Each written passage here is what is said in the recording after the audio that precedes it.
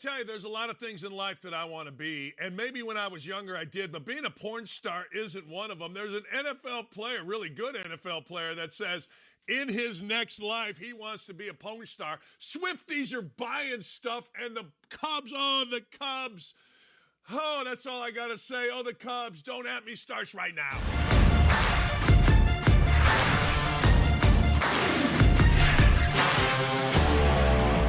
Look, when you're a kid, there's a lot of things that you think about, right? One of the things you think about is, man, how cool it would be to be a porn star. You do. You think about it, and then you wake up and you go, yeah, I don't know about that one.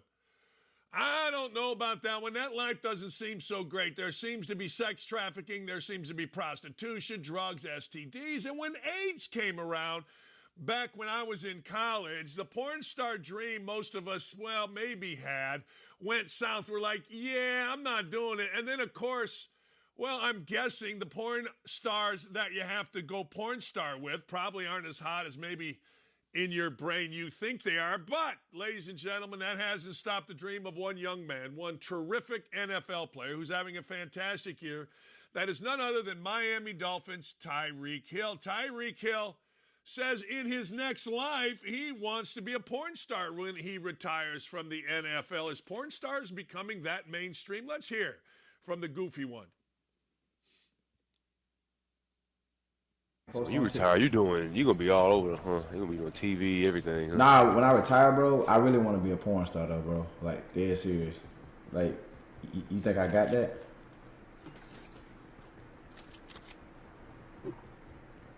No? Nah, I mean, do whatever you want, bro. You know what I'm saying? I don't got an opinion on that. Yeah, bro. Like, I really think I... When you retire, you're going to be all over, huh? You're going to be on TV, everything, huh? Nah. How about that conversation? I mean, what? The guy, after whoever was interviewing, couldn't even speak. He's like, you do whatever you want, bro. I mean, these guys are complete idiots, and I'm here for all of it. I am. Tyreek Hill said what a lot of kids his age think. Porn star'd be cool, man. Yeah, until you got to get a shot in your ass of penicillin every other day, and the next thing you know, you're screaming while you pee. And don't tell me the porn industry is cleaned up. Don't tell me that at all. I have a friend who runs a porn company, true story. And she told me, yeah, it's cleaned up, but it's still the porn industry. I mean, what are we doing here? So the fantasies of young children, and make no mistake, this clown right here, Tyreek Hill, is a child. The fantasies of young children, well, you know, they're still fantasies, and maybe he does it. Lofty expectations. Before I move on, I got to tell you, I love Seiya Suzuki. I do. Seiya Suzuki of the Cubs has carried the Cubs from August till now. He is hitting about 350.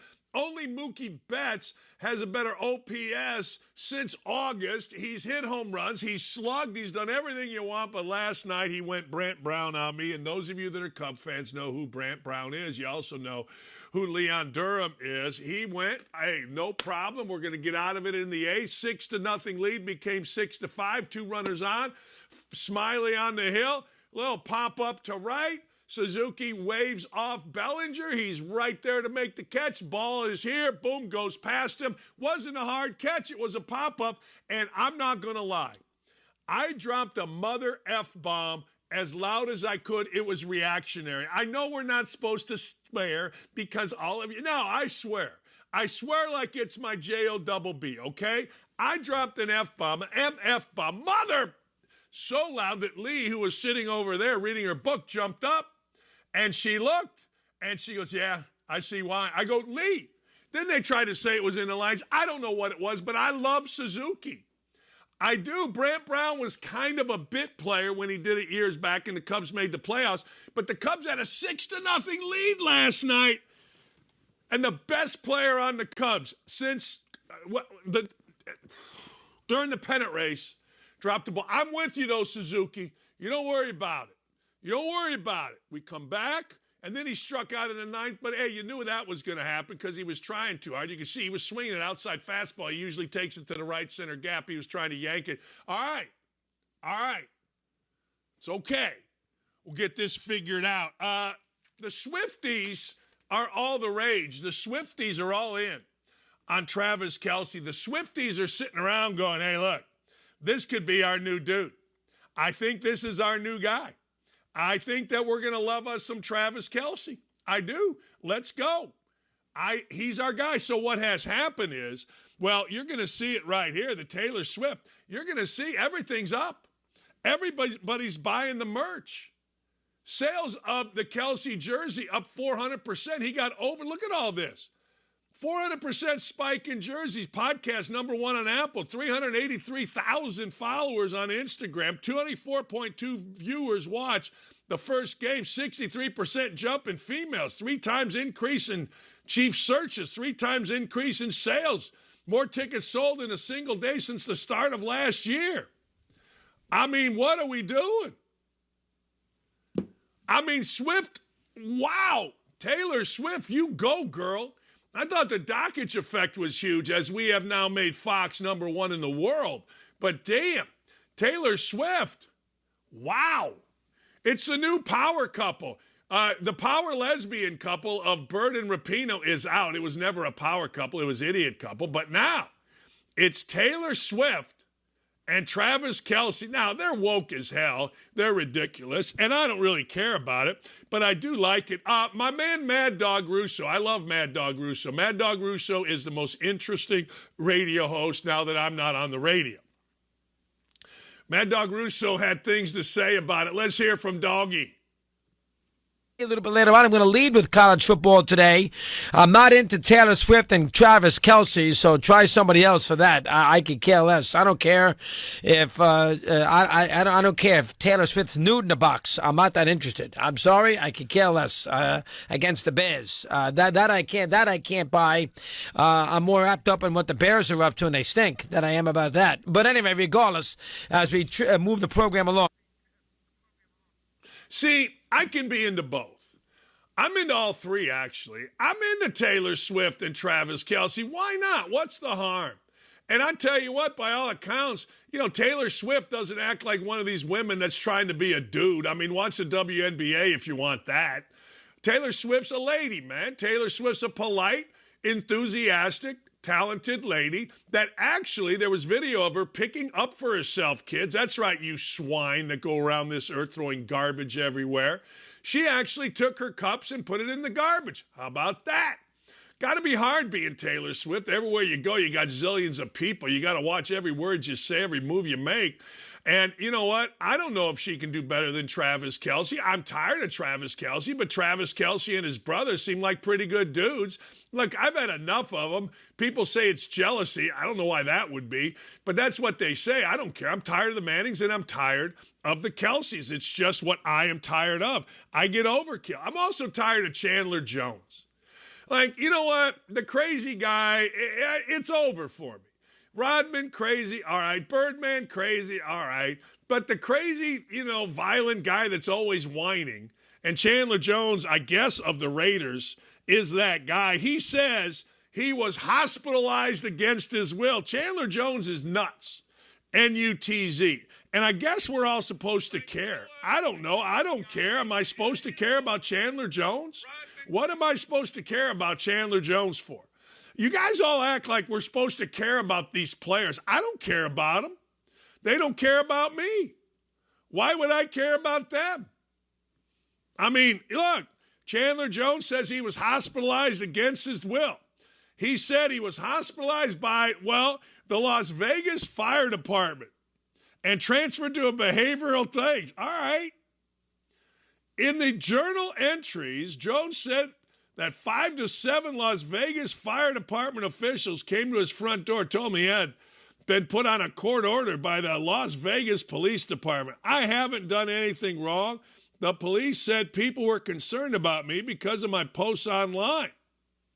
He said he was in an ambulance. He was injected with an undisclosed substance. He didn't give consent. He said he was taken to the Southern Hills Hospital in Vegas, transferred to Seven Hills, where they tried to force me to take meds and injections. Yeah, okay. Yeah, good. Yeah. Look, try not to force guys to take meds and injections. Seriously, try not to. I mean, look, I don't know. Try not to be crazy. The dude's nuts. We get this all the time. Like, I'm telling you, NFL former players are a menace to society. They are. They're an absolute menace. But speaking of the NFL is king. The NFL is absolutely number one, numero uno, one. And 1B is freaking college football. I mean, football is king. I don't even know if college basketball exists anymore. But the CBS had a record-setting month. They averaged nearly 19 million viewers. Look at this. NFL on CBS, record-setting September across all platforms. Best September viewership in 13 years, basically 19 mil. Patriots-Jets, most watched September single header in 12 years, 17.5. Paramount Records, its most streamed NFL single header ever, capping off the best September of the NFL on CBS. Man, I'm not going to lie to you. There is a couple elements to that. We all know that back in the day when fantasy football took off, it was on, but gambling makes a big difference. I can't tell you how many people that I know, including myself. When I was coaching, I really didn't watch the NFL. I was too busy. I was. And then afterwards, I thought it was dull, and then it came, ladies and gentlemen. I was out of coaching, and gambling became a thing, and we started, well, with DraftKings here a few years ago, and it's no coincidence that the NFL has taken off. And look, it also is no coincidence that the NFL, with its year-round coverage, has made it even better. The NFL Live show on ESPN, NFL Network, which has become pretty popular. If the NFL is involved in it, it sells. Period. Listen to this. This is unbelievable. There's a new platform. It's called BetVision. BetVision lets fans watch and bet NFL games on the same screen. This is coming. In fact, I think Manfred, the commissioner of Major League Baseball, said this is coming sooner than later. The product is known as BetVision. Perfect name. This is what I should be. I should be on BetVision for college basketball. I changed the way I bet college basketball, waited until I got a feel for the game, and then I bet it, and it's made me thousands. The product is known as BetVision. Listen to this. A low-latency video feed from some regional game broadcasts. It will include pop-up graphics with advanced stats such as catch probability, integrated betting odds, on-screen wagering offered during breaks. Customers will be able to place their bets on the same screen while watching a game, a first for American sports. But remember, with all this gambling going on, and you know the NFL is going to get a taste of this, you know that you can't bet in the facility. Guys are suspended. Isaiah Rodgers suspended because he bet in the facility. Gives a rat's ass where you bet. You bet everywhere. Walk into a freaking gym. Go to Wrigley Field right there, right field line. The DraftKings Lounge where you can make bets right there.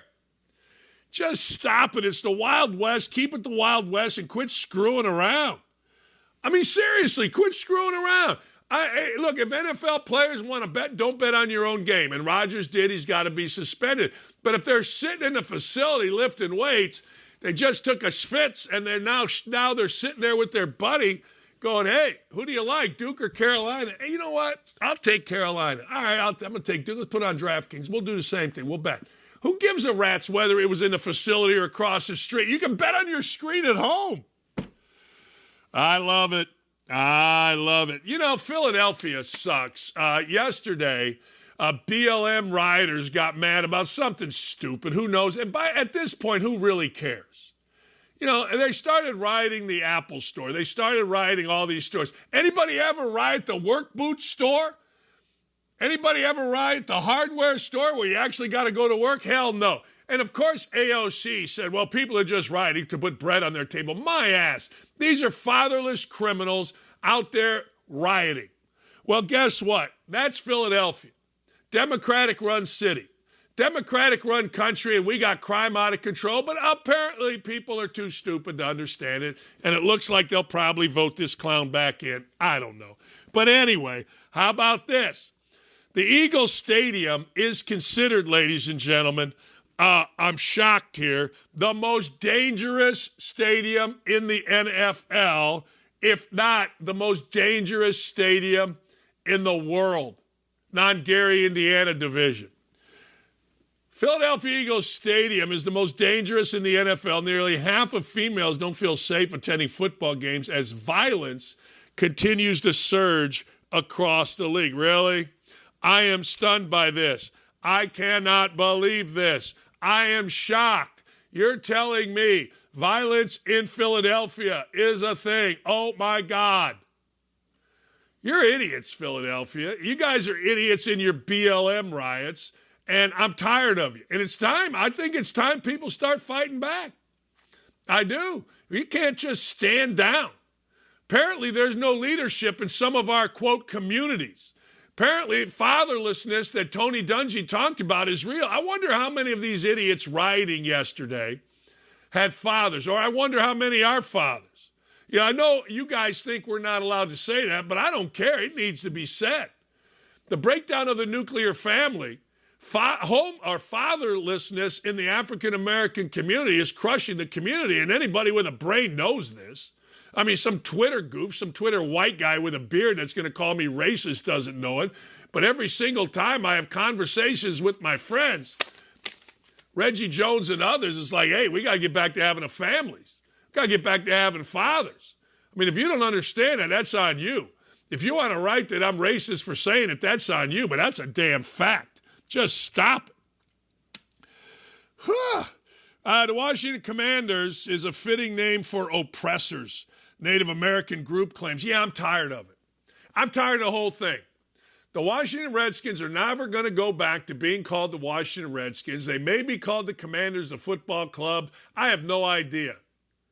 The hitmen, the murderers, crime is insane in D.C. Like, if you haven't been shot, raped, or robbed in D.C., you're very lucky. Crime is insane there. So just call them what they are. The Washington, D.C. criminals, and that goes white-collar, blue-collar crime, you name it crime. It's crazy. Dan Lanning did a great job. It's sad that Dan Lanning's Oregon Ducks team played so well against Colorado in a monster game where the whole world was divided. If you happen to root for Oregon, you're racist. If you didn't root for Colorado, you're racist. I got 2 words for you. Race this. Dan Lanning clapped back at a number of people, including Skip Bayless. Skip's in the head of everybody. Let's hear from Lanning. There's been a lot of talk nationally about your pregame speech and your aggressive play calling. I think Skip Bayless called it venomous vengeance. Just curious what your thoughts are on that and kind of how your words have been skewed a little bit. Yeah, I mean, I don't know Skip at all. I've never had a conversation with him. I've watched him enough to know how often he gets it wrong. So, I mean, that sounds about right. But, I mean, ultimately, here's what I say. We're playing to win the game, right? And you saw a 15-second clip from a window view outside the house of what happens in the locker room, right? I know our locker room. I'm in the house 100% of the time. I know how our players felt going into that game. And I know what it takes to motivate our players. That's my job, to motivate our players, right? He has a job. I have a job too, to get out there and to perform on the field. But inside that house, they felt a certain way. They felt a certain way about a group stomping on the O. They felt a certain way about guys talking to them in the pregame. And I'm proud of those guys because what they decided to do is talk with their pads, right? They didn't want to do anything extra afterwards. They want to talk with their pads, and they did that on Saturday. I'm also grateful and can clearly acknowledge that the attention that we got this Saturday, in large part, was due to Dion and what he's doing to college football. And if anybody can't see what he's done for college football and how he's bringing excitement to college football, you're crazy, right? And I said that last week as well. He's done a lot for the game. He's building something over there. I think that's really, really clear. There's no secret there. But it wouldn't matter if I was playing my 10-year-old son on the other sideline. I'm going to do everything I can to win. If I'm playing Bill Belichick, I'm going to do everything I can to win. Did I go for it on 4th down? Yeah, I have every game this year. Right, I've gone for it 9 times. Did I go for a 2-point conversion? Yeah, I've done it 3 out of the 4 games this year. And if we play again tomorrow, I'm going to do the same thing. I'm going to do everything I can to win a game and everything I can to motivate my team. So, that to me is classless. What he's saying there, but I'm not really worried about it. Yeah, he's right. And it does suck that you played such a fantastic game in such a high volume situation or highly anticipated situation. You took the game away from a team that frankly acted like punks on the field before. If you saw any of the video, I don't know if what happened on the field is common or not. I just know when I saw it, I thought, okay, the worst of the three Sanders is doing the most talking, and he ends up getting his ass kicked, and guys are stomping on things, guys are doing stupid stuff, and Oregon just came out and whooped them. And it's ridiculous that you got to defend yourself. It's also ridiculous that if you criticize Sanders or you criticize Colorado, you're considered racist. Well, good. They didn't show up at a big game. They talked the talk, couldn't walk the walk, got their ass beat. Look, it ain't race, it's sports. And that's what happens in sports. Sometimes you get your brains beat out. Sometimes you win. But if you are going to talk and you are very public about your talking, don't get your brains beat out. And if you do, quit whining about people being racist. Sanders and his group aren't. Now they get a chance to act like idiots again on the field against Southern Cal. Maybe it's a learning experience. Maybe they realize, hey, wait a second. We better play if we're going to act like this. So we'll see what happens, but it's fascinating. And Lanning is absolutely right. I'm all in on what Deion is doing. But I'm also all in on sports being sports, and everything doesn't have to be about race. Everything doesn't have to be about African-American versus white guy. It just doesn't. Sometimes, as I said, you get your brains beat out in sports. Sometimes you beat someone's brains out. Sometimes you talk the talk and you walk the walk. Muhammad Ali did it for years. Muhammad Ali also got beat by Leon Spinks talking the talk. It happens. It's sports. It ain't race. Shut the living hell up with that. And if you don't like what Dan Lanning is doing in Oregon, then that's on you, not Dan Lanning. All right. You're paid $5 million to coach football. You got an extension. $5 million. And your record was 12-11. You're totally on the right side of the media. The right side loves you because you talk about having sex with your wife, fishing and drinking beer, eating cheeseburgers. And who doesn't like that? That's the American way. Sam Pittman is the man I'm talking about. You may not know who he is. He's an SEC coach at Arkansas. He has gotten out of social media because it's too mean. Paid $5 million. Sack the hell up. Let's hear from Pittman. When you're a public figure, I think everybody thinks it's okay to bash public figures, people. That'd be musicians, coaches, whatever it may be. And I'll be honest with you, I just got sick of it. And so I decided to. Now, my friend over here has told me I need to bring it back. Well, the only reason I had it in the first place is he's so mad at me right now that the only reason I had it in the first place is for recruiting.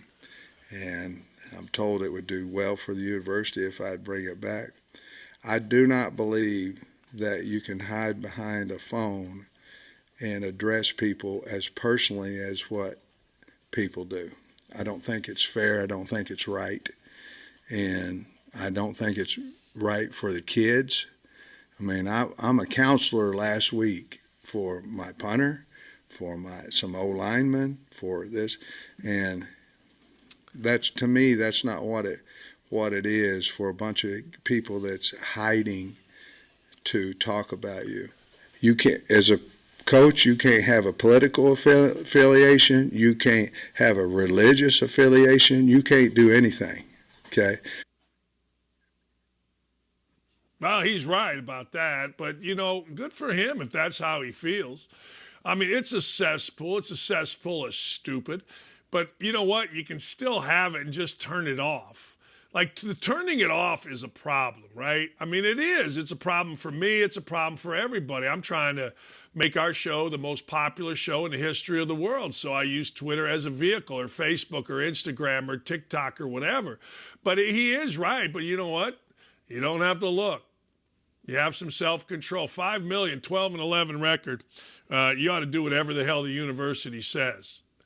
Seriously, that ought to be on the agenda every single minute of every single day for you.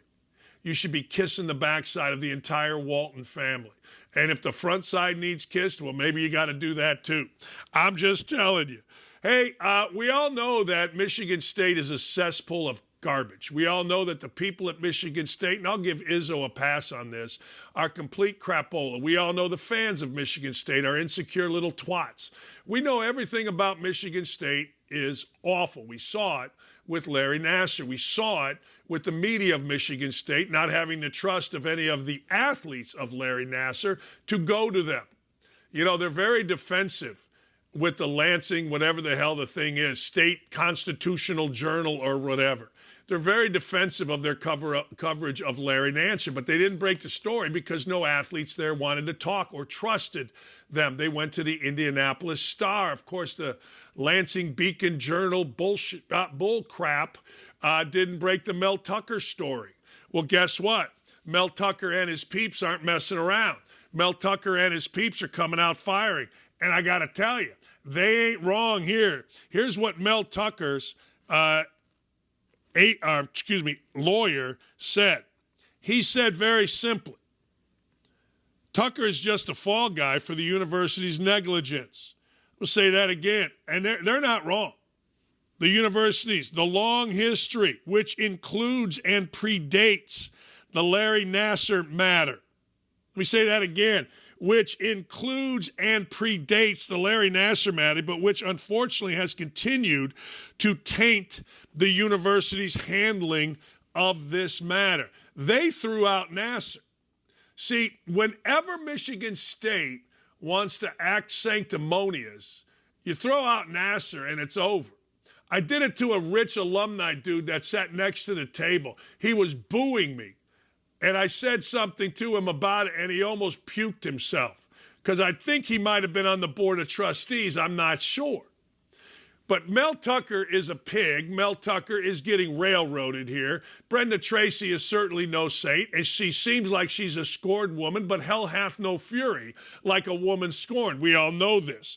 But Tucker, the mad jacker, laying in bed beating it to a phone conversation with Brenda Tracy, should lose his job just for being an idiot. And Tucker will see what happens. He's going to get paid nice. He's going to get paid nice. He's going to get paid strong. He's going to get some money, but he ain't going to ever coach again.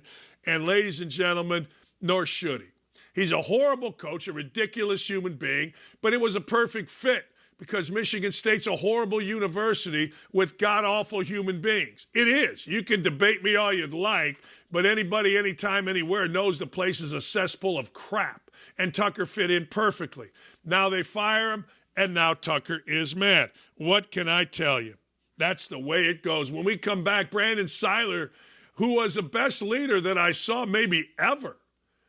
He was on Urban's first teams, and he basically willed the entire Florida community to get with Urban. He's going to join us, but he's also pretty smart when it comes to Florida football. I mean, damn, he's one of the all-timers there.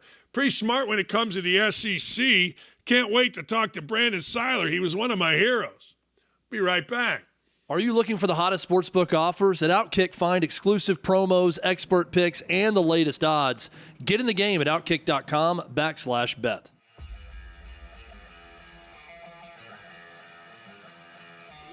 Welcome into OutKick the show. I am Clay Travis, your fearless leader. I am going to continue to argue that sports is one of the great unifying forces in all of American life. ESPN is a sinking ship. Democrats are now the party of the white, woke college graduate. We live in a land of participation trophies. You gotta lean into the turns. You really gotta lean into the turns. Very difficult to go back-to-back years in the NFL with the #1 overall pick. Is it fair for people to be upset with Barbie? I've been out of LA long enough to have forgotten that libs, no matter how ridiculous a scenario, are gonna live. What have you seen firsthand of how this has affected you in the plant and your fellow employees? Under Joe Biden, the Taliban has retaken Afghanistan. Putin has invaded Ukraine. So if there was ever a time for freaking aliens to inhabit and conquer Earth, now would be that time. Man, the level of stupid that sometimes gets on our YouTube chat just gives me a headache. You're born a male, play with males. You're born a female, play with females. Don't at me about it. The American people are being cheated. We, ladies and gentlemen, are being cheated. There's no doubt in my mind he could have caught the ball in his back pocket if he'd been running. Blowing a lead and losing a game is 100 times more lasting and painful in some clubhouses than losing the game 15-0. And we were able to see you guys on the ground with your signs supporting. That was huge. They were saying, oh, it's only one or two. That's rubbish, and we all know that's rubbish. Once those trans-identifying males were able to succeed, it just encouraged others.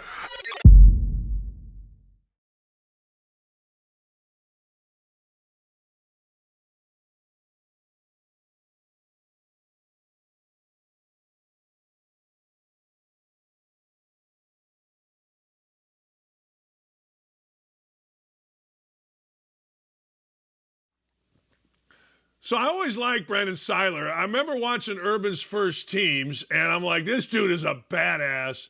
And then I watched Swamp Kings, and I'm texting with Urban going, damn, you got lucky. You got lucky that Brandon Seiler was on your team. He goes, I know.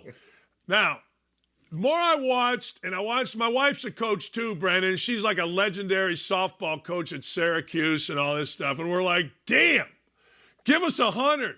Thanks for joining us. Urban didn't make it easy, but you got to the point where you were all in and you made others all in. How'd you get to that point? Well, I think after losing and realized that we couldn't make it that sophomore year, my sophomore year, the year before the championship, I think that put me in a back against the wall mentality and understanding that there were things that need to be fixed and things that need to be done that wasn't going to get done, and we wasn't going to win if somebody didn't step up and get it done. I think that's what kind of just lit that fire up under me. What was your first impression when Urban came in first time? Funny first impression when Herb came in, because I was a big fan of Zook before they fired Zook, right? And when he first came in the first interview that he gave to us, he had looked it up and said, you know, he need guys that are great on the football field, great in the classroom, that are great overall people, right? And he said, we're going to get all of the bull crap out of this organization, right? And I told a story even in Swamp Kings that first impression that he made when he made the statement that he wasn't going to treat us all equal, right? He was going to treat his great players like great players, and he was going to treat his crap like crap, right? And I said, oh my gosh, like that was so profound to me that I was like, you know what? I can get behind that. I can get behind that because every coach does it. Every coach always tells everybody that they're going to treat them the same, but it ain't true. They going to treat everybody different. That's exactly right. I mean, I remember having long conversations. He lived right behind me. On Sundays, we would sit there and talk about treatment of players. And I'm like, look, I got a kid that's a pro. I'm not wearing him out. That dude eats steak. I don't give a crap. You know, I mean, he's winning us games and he's doing everything right. And the other guys, correct me if I'm wrong, but it makes the other guys, if they're serious about their craft, want to get to that level. So maybe they work harder. Yeah, and that's a different perspective, right? That's not a perspective that most coaches take, right? But yeah, it does. And even us players, we don't treat everybody the same. I still remember I was like the head of hazing when freshmen came into the school, right? So I'm like, I love the haze. This is fun, right? But when Percy got off that bus and I seen him run for the first time, I said, listen, guys, I don't know who that is. But I'm in charge of hazing him, okay? Nobody else touch it. I got him, right? And then I would go over to Percy, like, Percy, hey, just take my pads in there so they can say that I'm hazing you too, you know? So there was always that level. It ain't just from the coach. It's from the players around you too. You see somebody that's going to help you immediately like that, then they don't get the same treatment as everybody else. That's just the truth. That's exactly right. People think that this happens in a bubble. People think that players just blindly follow. No, that's not how it works. No, not at all.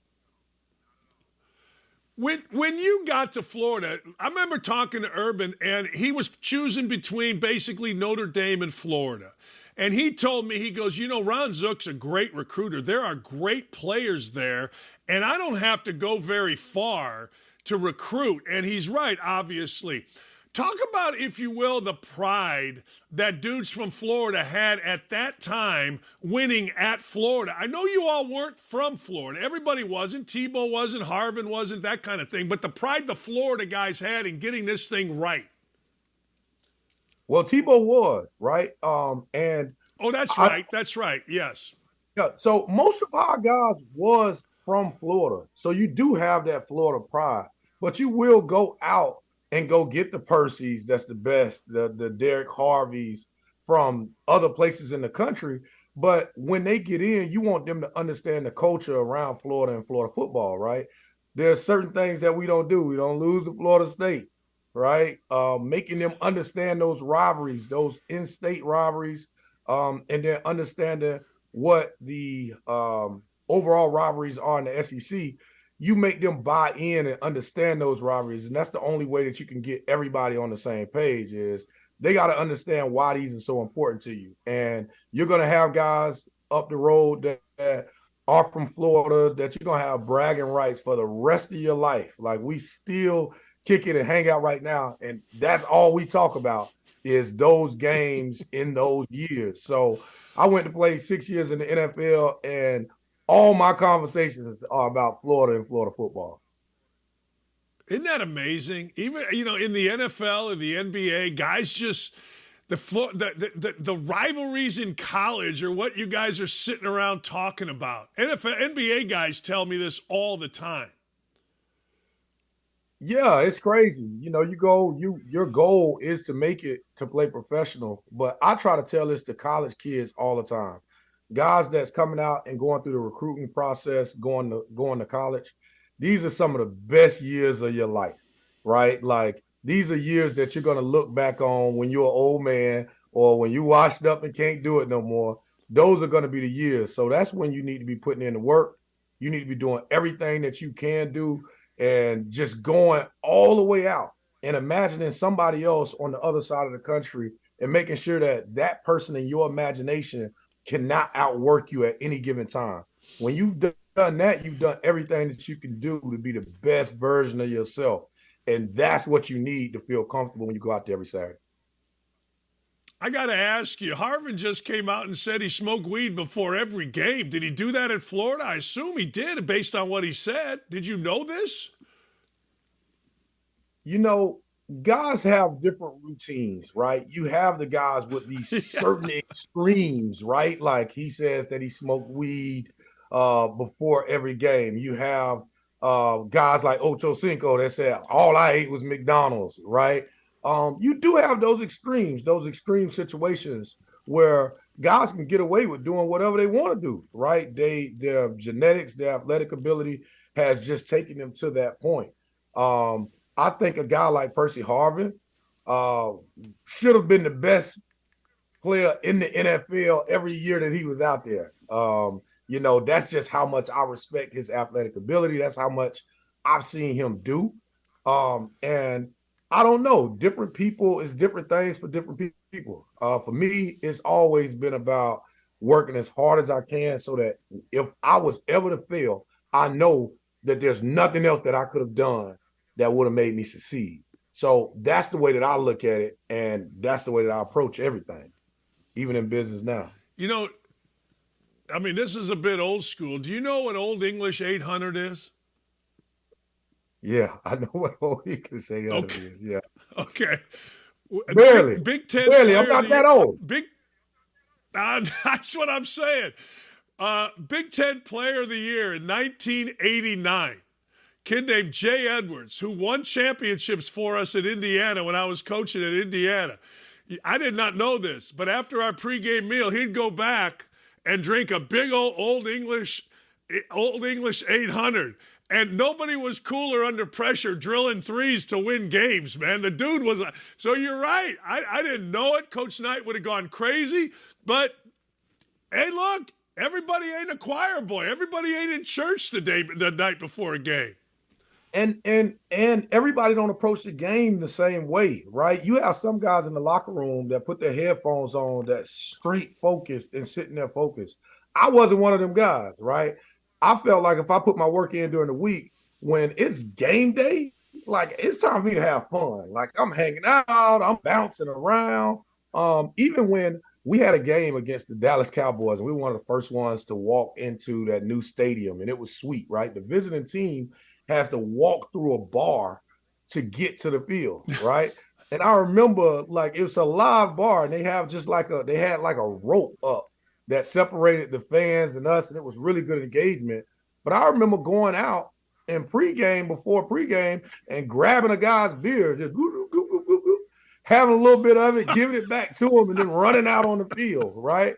So there is that different sort of the way that different guys prepare for games and the different ways that they approach it.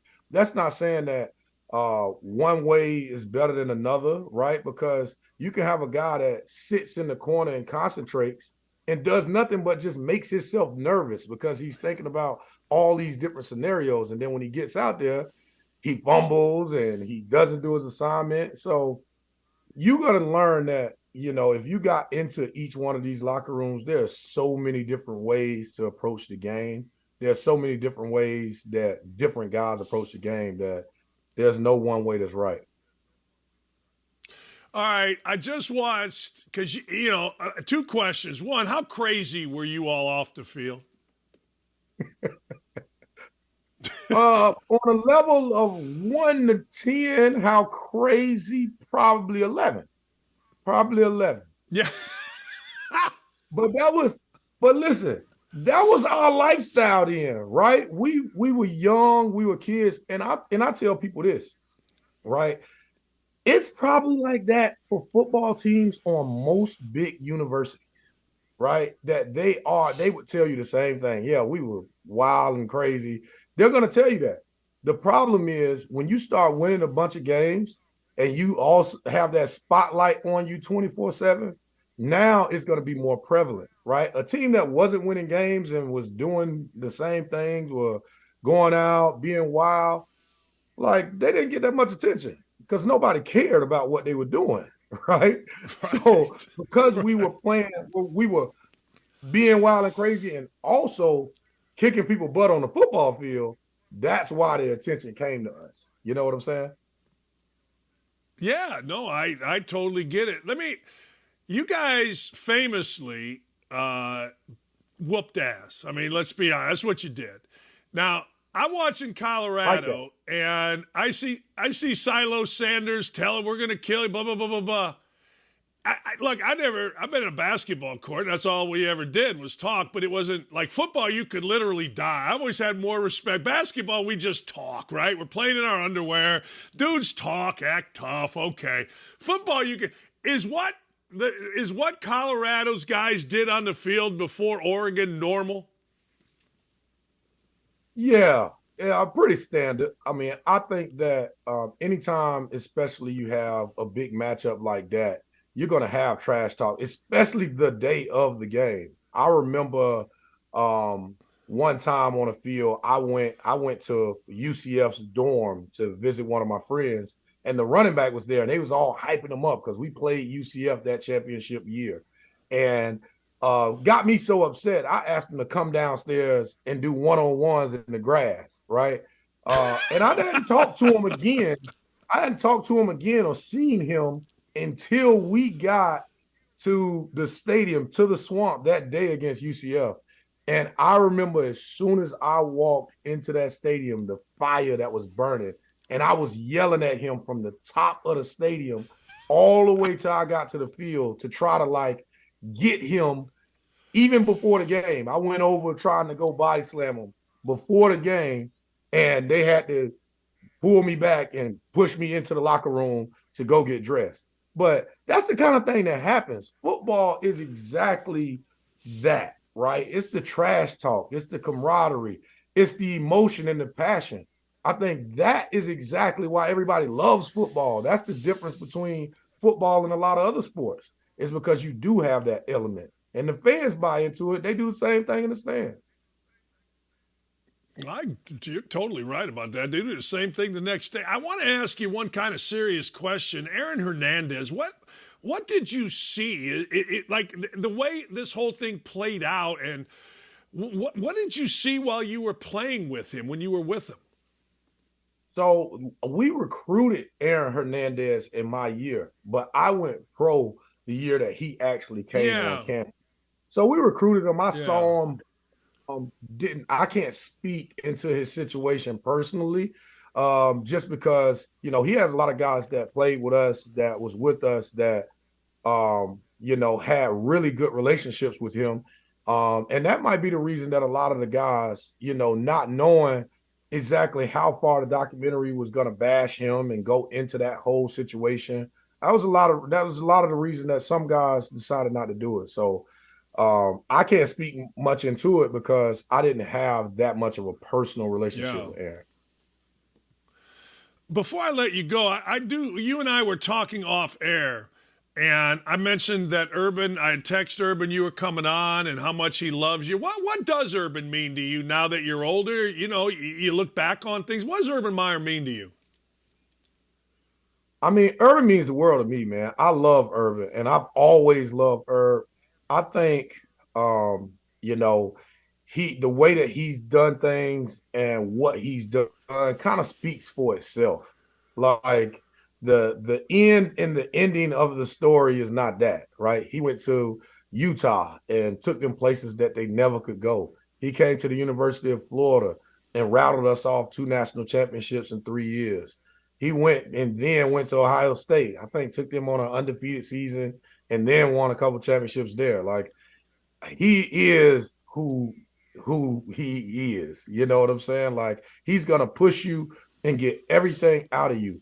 And I think a lot of kids don't understand the amount of effect that he can have on a program and on a young man's development into being a man, right? When you push somebody to be the best version of themselves, they don't understand that right now, right? Like, I can tell my kids, like, you cannot eat M&Ms for breakfast, and they're going to hate me today.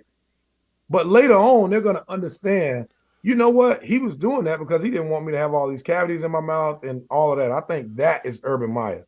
You didn't understand at the time. Most kids didn't understand at the time that he was coaching them, teaching them, and pushing them.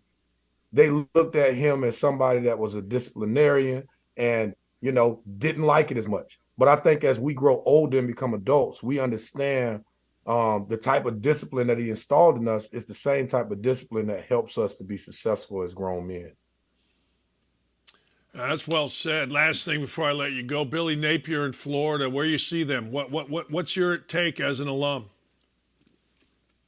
I like Billy. I think Billy has what it takes. I think that Billy said it pretty much the best, right? Like, I think they will be good, right? It's just a matter of time of when they'll be good and a matter of time of if the Gator Nation will be patient enough to let him recruit and bring the team to where it needs to be. I mean, we got a big win against Tennessee. We got some momentum going.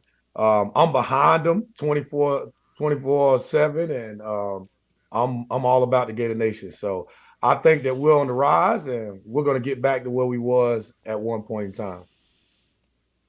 And you are awesome. And I say this as a coach and a former coach, and I say this as a broadcaster, man.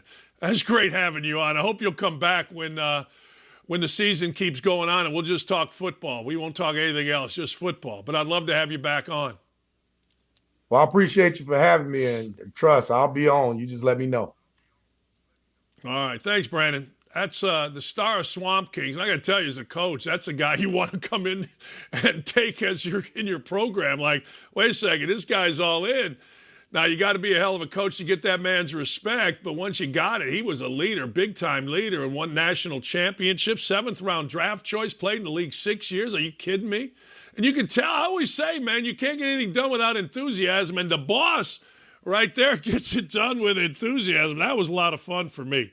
I just love players that got guts, that got enthusiasm, that aren't afraid to express it, that make others better, hold people accountable, and gave everything they had to whatever job it is that they had. And this, in Brandon's case, at least in our conversation, it was as the leader of the Florida Gators national championship team. And every time I talk to dudes that won national championships, it's very easy to understand why they did it. I happen to be a part of a national championship, and I got to tell you, you talk to the guys or know the guys that were the players, the guys that did it, you know why. I mean, they just get. And Brandon Seiler's great, man. One of my I never met him. I would love to meet him, but just a great dude. I'm all in on dudes that are like that. So anyway, there you go. And look, I know a lot of you are like, well, you know, what happened at Colorado's crazy. Look, it might be to you when you see it on videotape, but man, basketball, football, particularly football, the talking is constant. And here's the deal in football, though. If you talk it, you can get your ass knocked out. I mean, you can get sent to the hospital. Basketball, what do you really do? Everybody talks about Larry Bird talked trash. He wore his warm-up suit to make and win the three-point contest. Yeah, all right. Okay. Silo Sanders talked trash, and Oregon put him in the hospital. I mean, that's the difference. Football's insane, man, and I love it. I do. I think football players are the toughest dudes going, and I think basketball, we're tough a little bit, I guess. I don't know. What the hell do I know? Anyway. He's terrific. Elon Musk is headed to the border. He's headed to the border to see the migrant crisis firsthand. Now, look, we've got a border czar. Do you know who the border czar is? Kamala Harris. Kamala Harris doesn't really like talking about going to the border. She doesn't go to the border. If I were the border czar and this thing was on the up and up, I'd be down there all the time. I mean, why wouldn't you be? When you see the video with the caravans, people on trains yelling and screaming and coming in, you're like, wait a second here. What are we doing? Heading to the border should be the only job of the vice president. If that clown really wanted to be president, she would be at the border. She would solve the border crisis. People would rally around her, but she's too stupid. She's too on the take. But Musk is saying, hey, you know what? I'm going. I'm going to go. Now, you got to understand, money talks, BS walks. Spoke with Tony Gonzalez. He confirmed this is a serious issue. They're being overwhelmed by unprecedented numbers, just hit an all-time high and still growing. I'm going to go visit Eagle Pass later this week to see what's going on for myself. Good for him. I mean, we elect people. We elect these clowns to do these things, and they don't do them. We elect these clowns to worry about what's best for our country. And as Tommy Tuberville has come on our show and said a couple times, they're only worried about being reelected. And I guess I understand it. I suppose I understand it. I guess. I don't know. You know what I mean? I guess. But the truth of the matter is we got some real crisis here. You know, people are arguing with me about gas prices. Well, the president doesn't control gas prices except when they go down, and I got to hear from the Democrats and the Kamala Harris and the Joe Biden Twitters that how they're bringing gas prices down. But it's $3.85 right now, and I'm going to tell you, Trump had it at $1.79. Now, you can say that was during the pandemic, but it wasn't. It was before the pandemic. Gas prices never went above $3, at least after Trump got it going. No, it's ridiculous. And these people don't care about you. They don't care about me. They just care about themselves and their money. How does Joe Biden have two $5 million houses on a $191,000 salary for his whole life? Yeah, I don't get it. All right, speaking of clowns, when I was coaching AAU basketball, the best player that I saw was a kid named Jabari Parker. And I liked Jabari Parker.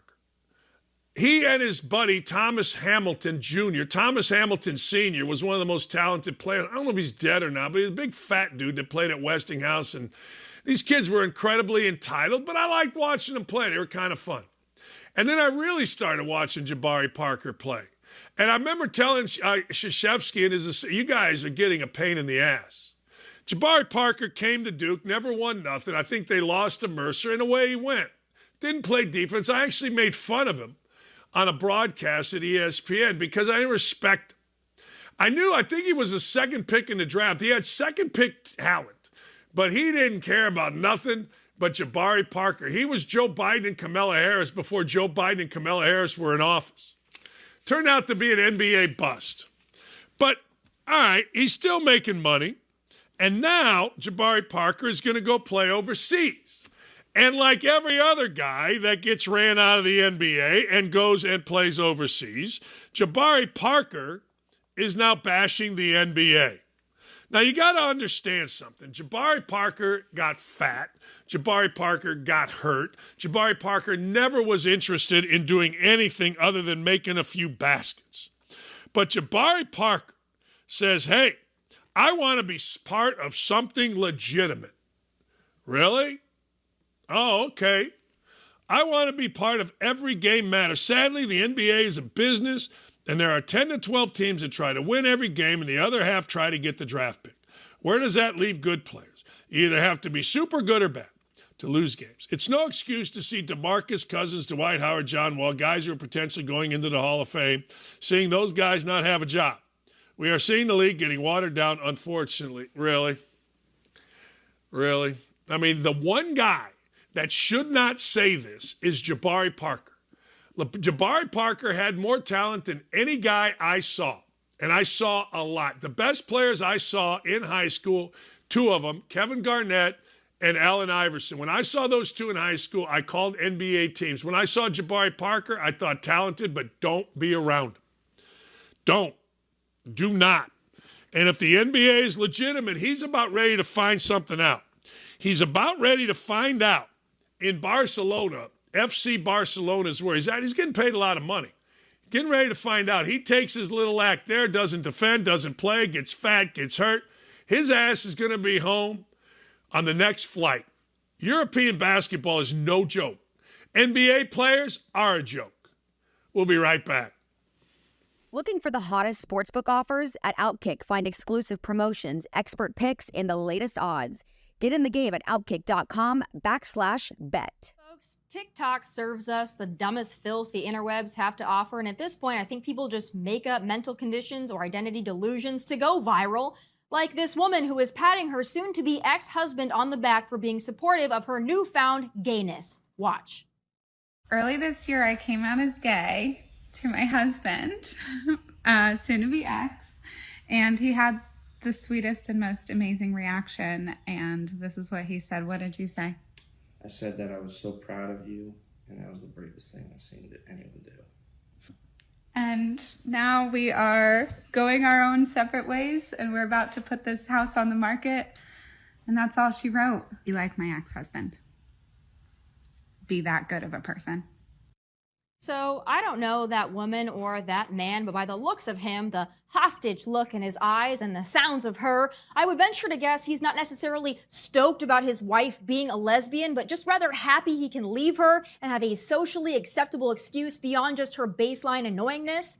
But why on God's green earth would this woman post something like that as if she's celebrating or gloating about it?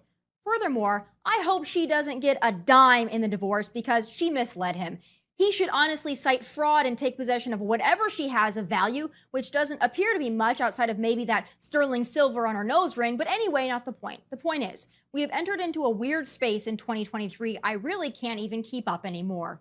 Now, a new survey from Change Research shows that a whopping 55% of millennial and Gen Z women find it a turnoff if their partner listens to the Joe Rogan Experience, and over 3/4, 76% of women said they would not date someone who supports Trump. Apparently, women in this age bracket, the age bracket 18 to 34 that I'm also a part of, prefer men who will go see the Barbie movie and presumably are scared of guns.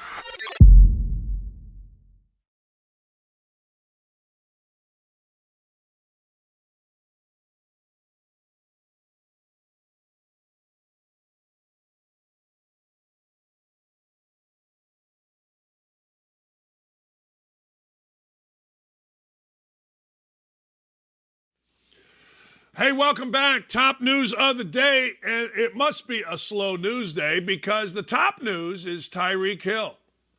Tyreek Hill, who, oh man, along with Tua Tagovailoa, Jalen Waddle, et al., Raheem Mostert, and of course the coach, Mike McDonald, has electrified Miami. But ladies and gentlemen. Tyreek Hill wants to be more than that. Tyreek Hill wants to be a porn star. Now, I'm not mad at Tyreek Hill. Many a young man's dream was to be a porn star, but as you get older, you realize, you know what? I don't need a shot of penicillin in my ass every week. Who needs that? I don't need to scream when I pee. I don't need pus coming out of there. And I certainly don't need to be stooping, something that I need to strap a board to my ass. I mean, what are we doing here? Well, here's what Tyreek Hill had to say in a very intellectual conversation that actually the interviewer couldn't believe he was having. Go ahead. When you retire, you're going to be all over, huh? You're going to be on TV, everything. Huh? Nah, when I retire, bro, I really want to be a porn star, though, bro. Like, dead serious. Like, you think I got that?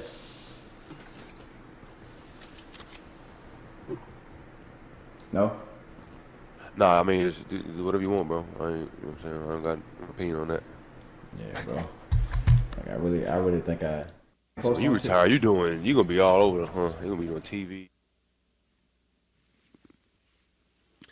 The interviewer was like, whatever you want. What else we got here? Can we talk about something else? I don't know. Ladies and gentlemen, Taylor Swift has impact. Taylor Swift has impact on the NFL. Do you think it was coincidence that Taylor Swift was at the Chiefs-Bears game and Carrie Underwood was sitting between Collingsworth and Tirico on Sunday Night Football? I don't know, but I will tell you this. The NFL is smart. Really, really, really smart. Let's look. We have a graphic here.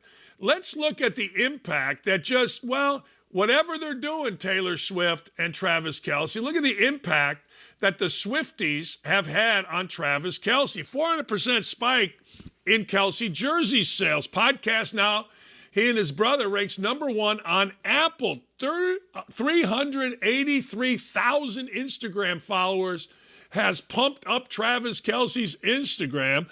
24.3 viewers watched. It was the number one game this week. 24 million people.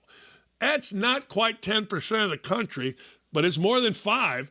63% jump in female viewers, 18 to 49. 3 times increase in Chiefs searches on the web. StubHub, 3 times increase in tickets. More tickets sold in a single day since the start of the season. I mean, Taylor Swift and Travis Kelce are the new power couple. That's a real power couple. It's not the fake lesbian power couple of Rapinoe and Bird. Screw them. How do you do that, by the way? Women always talk about that are lesbians, talk about having sex. What do they do? Like, I get it, there's other forms of sex, but I mean, real sex? I mean, what do you do? I don't, probably shouldn't ask. Hey, last thing before we get into other news, my man Mad Dog, Doggy, Snoop Doggy Dog. Mad Dog Russo, Chris Mad Dog Russo, he of Sirius XM Mad Dog Radio, and really the most influential radio host in the country, not named Clay Travis. However, he had thoughts on Kelce. He had thoughts on Swift being together. A little bit later on, I'm going to lead with college football today.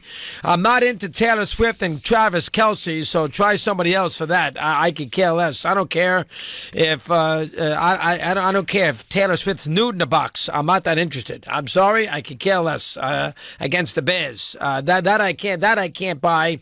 I'm more wrapped up in what the Bears are up to, and they stink, than I am about that. But anyway, regardless, as we move the program along. Nude in the box. I don't know. Draw your own conclusions. Hey, Colin Kaepernick, speaking of NFL, Colin Kaepernick wrote a letter. He wrote a letter, apparently, and it was a long letter.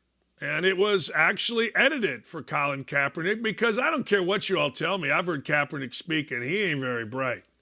And neither am I when I say he ain't very bright. But anyway, so Kaepernick, he is going out of his way to try to get back into the NFL. Now remember, Colin Kaepernick's a guy in a documentary talked about slavery. He compared the NFL to slavery. But Colin Kaepernick does what I've told you people do. Why am I always right?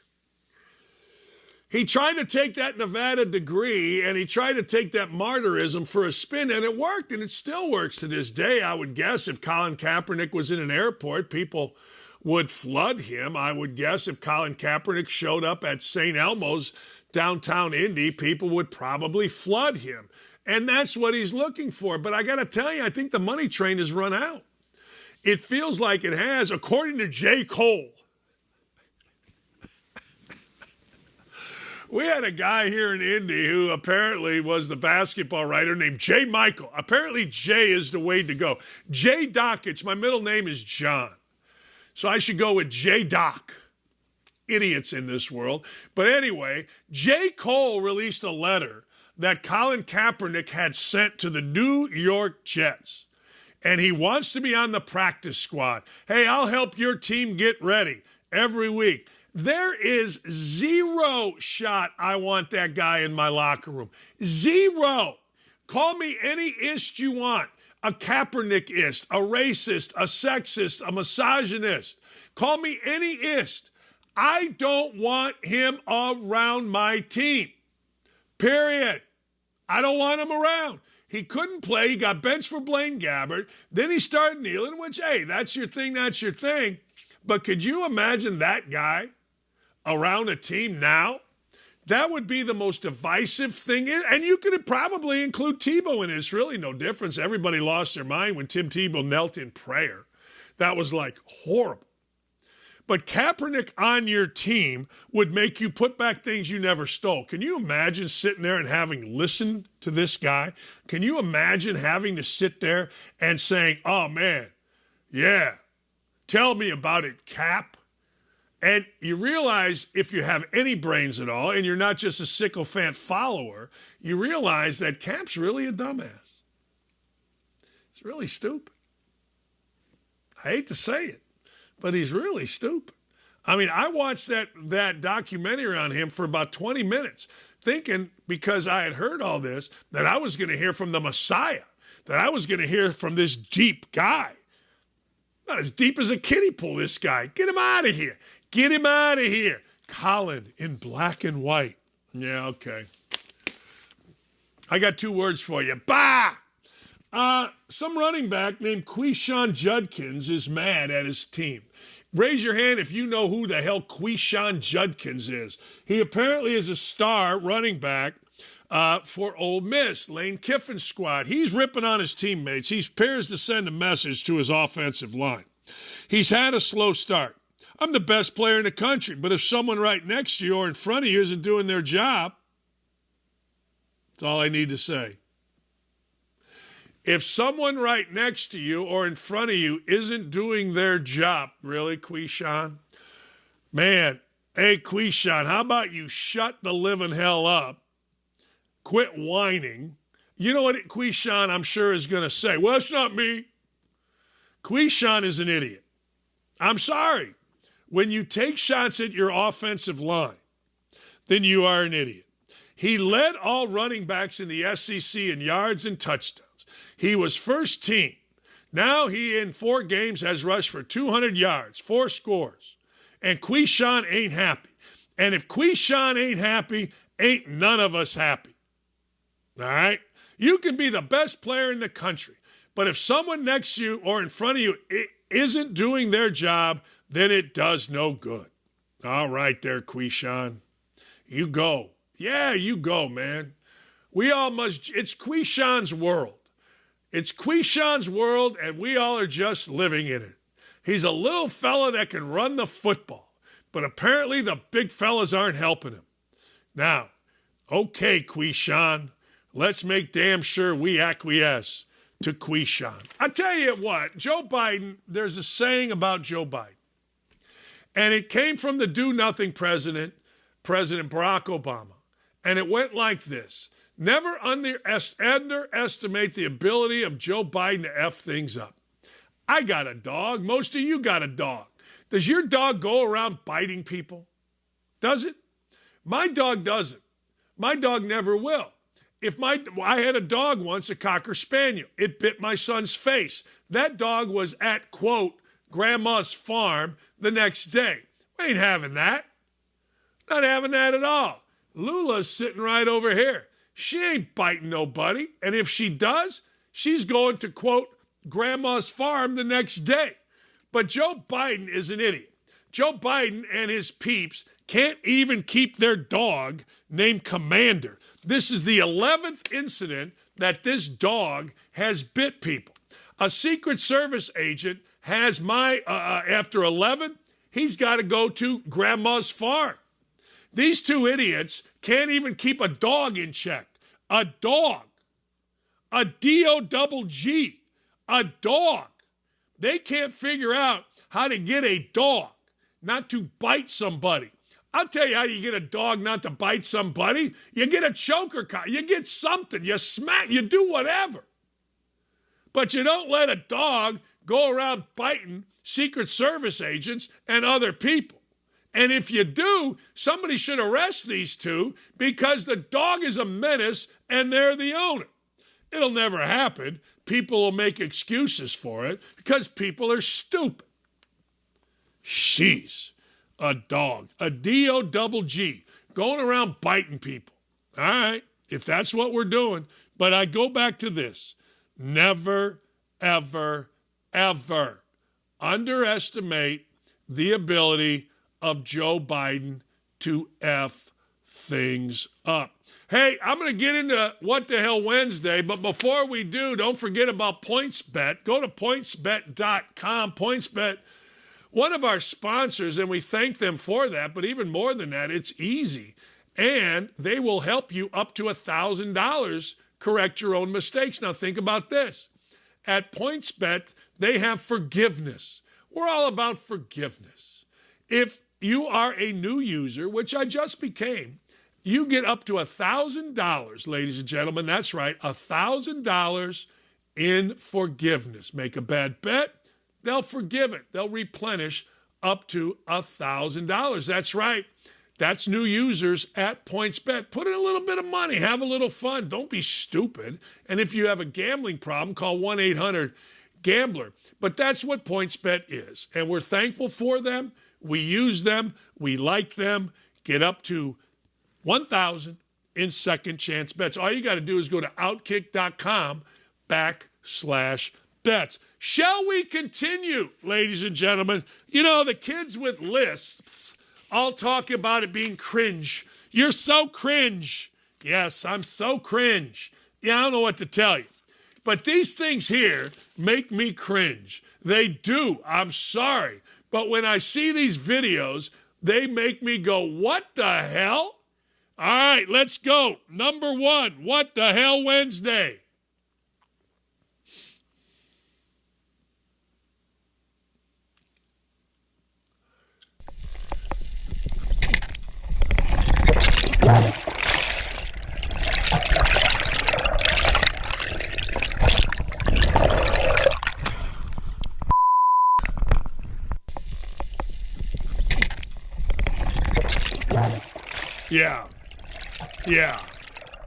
Yeah. I should take your leg off. Like, what are you doing? Like, what are you, an idiot? You go down there, you're poking sharks? Yeah, you're just stupid. You know what? What are you doing? I got to see a shark. I got to poke a shark. And then you ran away. You're like those looters in Philadelphia, just cowards. Yeah, I'm just saying. People are starting to piss me off with that stuff. No, they're not. But damn, come on. All right. Yeah, well, what are you going to do? All right, what's next? Poking sharks. Hey, I poked a shark. This is dumber. Good. Pull him in and beat him. No, pull him in too. No. Oh, get him. Oh, get him. Get his leg. Yeah, there you go. Get him in a figure four. Yeah, get him too. What do you think's going to happen, morons? Don't let him go. Hold him there. Rip his leg off. I don't care. Look at this.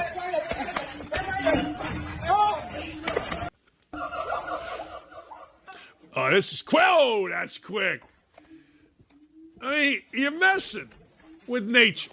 Look, these animals are quicker, stronger, more violent. They got no conscience. And you know what? Frankly, if you're going to taunt them, tease them, or be around them, be prepared. This is how humans should start acting. We should be allowed to just grab some punk that says stupid stuff and just grab him and hold him against a wall and then flip him on his side and drop him on his head. Why are we allowed to do that, Jen? Why are we not allowed to do that? I think we should. Look at this guy. This guy ends up sideways. Oh, man. An orangutan almost got me. Holy crap. You know what I mean? Get him on his side. Flip him over. Get him in a figure four. I don't care. Who cares? All right, let's go to the next one. That's good stuff. I love when animals attack humans. Look at this clown. Yeah, good. Oh!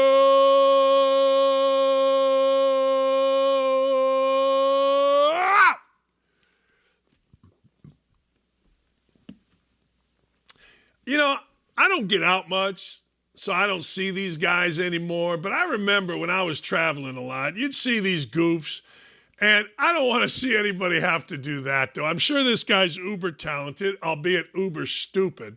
But the fact of the matter is, going down the side and thinking you're going to jump, maybe you should look at your surroundings and think about the worst case scenario. I've been thinking about this. I think you should start thinking about the worst case scenario. All right, there's a bike rack here. I know there's stairs over here, but there's a bike rack. I could impale myself, my nutsack, on the bike rack, and I don't want to do that.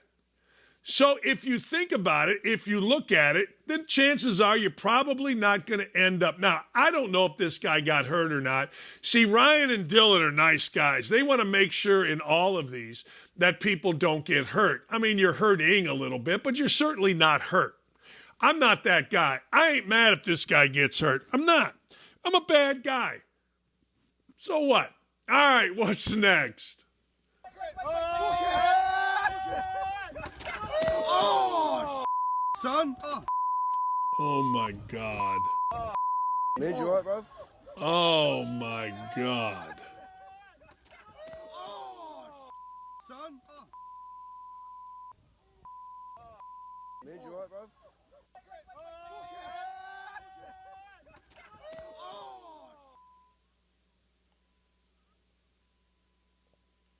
You know what? That's a pretty high rope for a guy that is obviously very unathletic. Now, one of the things I like when people do these type of things, look at that. He caught it on the knee. That's a bad takeoff point. Man, look at that. That's pretty athletic. And then boom. Oh, man. Now that I've gotten older, I've hit my head more than I have in this past 5 years than I did in my previous 55 years. I need to wear a helmet, but I don't do it self-inflicted. I don't do it. I do it just because I get clumsy or I do. I'm not doing and acting like an idiot, but I can tell you that hurts like hell. Hitting your head hurts. You know, I feel bad for the guy, but hitting your head absolutely hurts and hurts a lot. Good for him. Who's next? Oh, yeah. Oh, yeah. And then you get rolled over. I got to tell you, this never had a chance. I want you to look at something, and if we could slow it down right there. Look at how tall this thing is. I don't know whether this is a hay bale. I don't know whether this is, one of those things. It looks like a hay bale. But when it comes to the sign, look how tall this thing is. Right there. Look how high you have to jump. There's not a chance in hell that guy is getting over that. Look at that. Oh, man, this is good, right? Like look at where his feet are and look at how high he was supposed to get. It's called ANFW. Absolutely no way. I'll let you figure out the F. This was doomed from the start. This is what we call bad business. This should never have been a thought in anybody's mind to do this, but give the guy credit in slow motion. It's awesome. It really is. It's absolutely freaking awesome. Wow. I tell you what, you're not doing that at 61 years old. All right, next.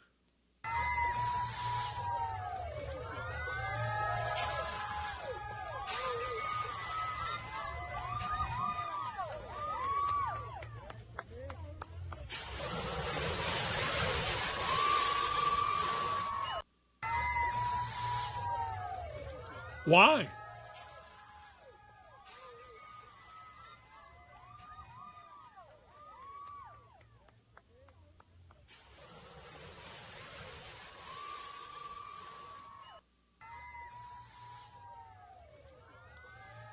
That's my old man face. Anybody ever tells you white people are idiots, they ain't wrong.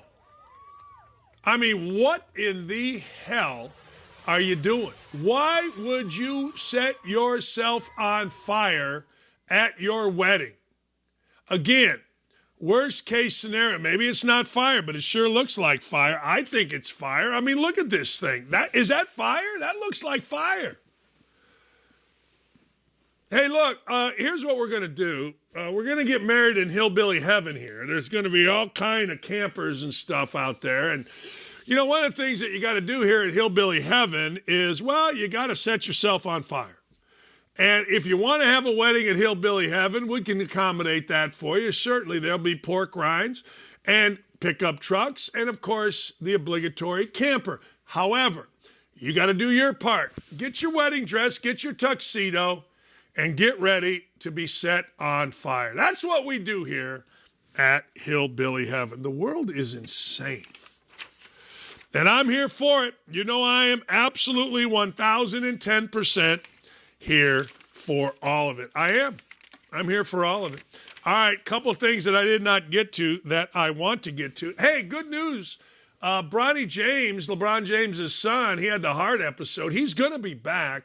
But I'm with USC, man. Be very careful about this. Bronny James has missed the first two practices, 2 months. It was already 2 months since his cardiac arrest, and good for the James family. Look, whether you like LeBron James or not, it seems like Bronny's a decent kid. Seems like he's a really nice kid.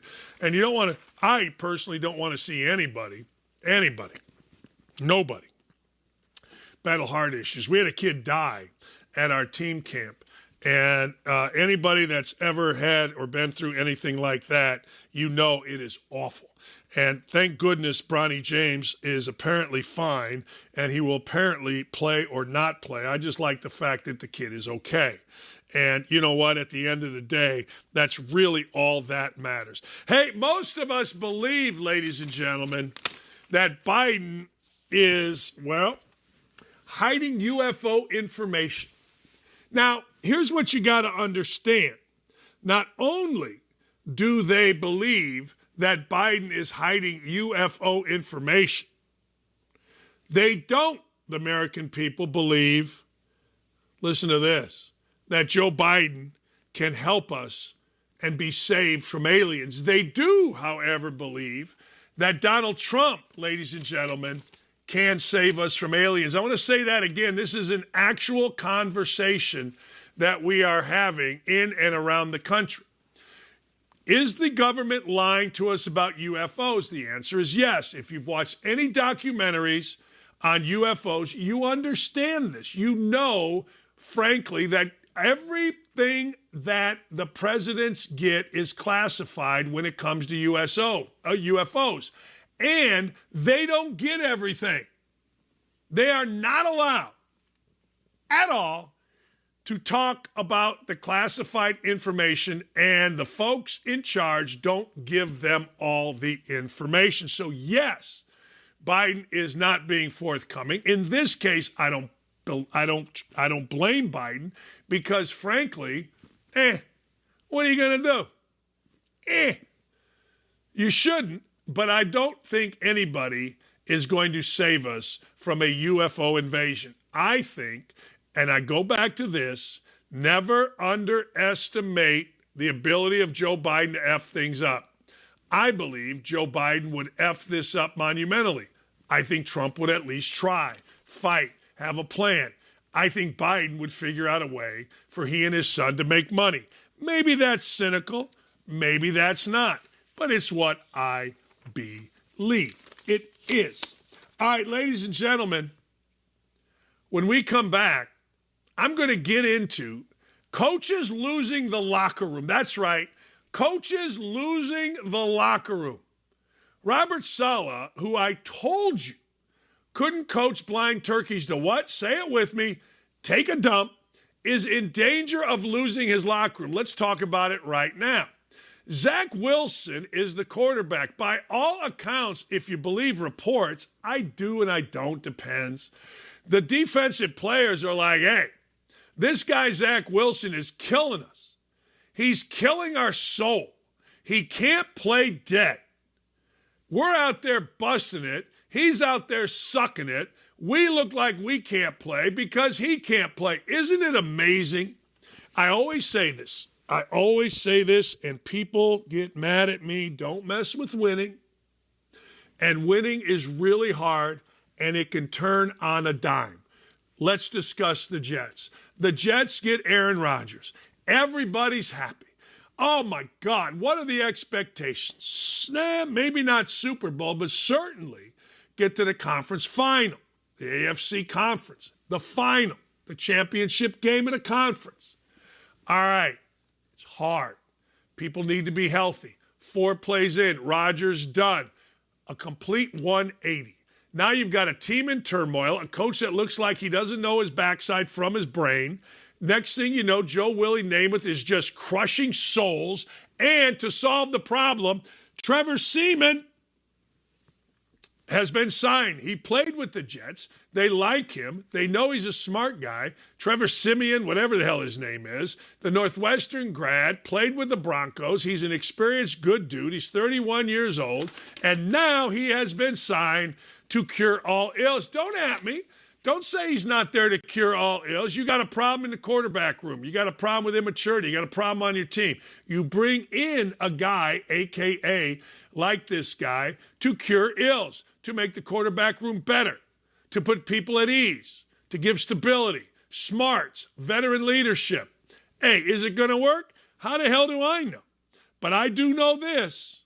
That team is a mess. And I believe we told you and will continue to tell you, when the head coach reads from a teleprompter when talking to his team, that head coach is a moron. I do 2 hours of TV. I got some notes, but I'm not reading off a teleprompter. I saw it. I couldn't believe it. And I'm going to tell you something else. I don't care if that's normal in the NFL. Then NFL coaches are morons. That's it. Don't at me about it. If you can't get up and talk to your team with passion, commitment, and a servant/teacher's heart, then I cannot help you. Period. You cannot help you. And I ain't wrong when I call you a moron. Robert Saleh, as one of the fans said, we pay a lot for these tickets, Zach Wilson. We pay a lot for these tickets, Robert Saleh. Do your damn job. Do it like adult men with penises. We'll be right back. My God, man. Looking for the hottest sportsbook offers? At OutKick, find exclusive promotions, expert picks, and the latest odds. Get in the game at OutKick.com/bet. What does it say to you when there's these business owners who don't understand your vision of what you have for these places? I mean, you're giving them publicity at the end of the day. Even if you're not giving them the best review on the board, you're still putting their name out there on a platform that allows millions of people to realize their business when otherwise they probably would have just remained, a smaller business. Yeah, he's a moron. It had nothing to do with how I was ranking the pizza. And he said that. He said a million things, like he doesn't want publicity. He keeps talking about it, but he just hated me. He didn't really know who I was. I'm sure it's the way his politics are, because if you go look at his feed, it's what I'd expect. It's extreme left, and those are the types of people who generally hate me before they meet me. But he said he wanted to yell at me before I even stepped in the store, so it had nothing to do with the review. And he's a clown show. He is one of the worst people. He's everything that is wrong with this country, and that's not exaggerating. But he's made up his mind before he meets somebody, picks a fight, And then, the rest is history. But for me, it's good. It was the most viral thing we've had in a long time.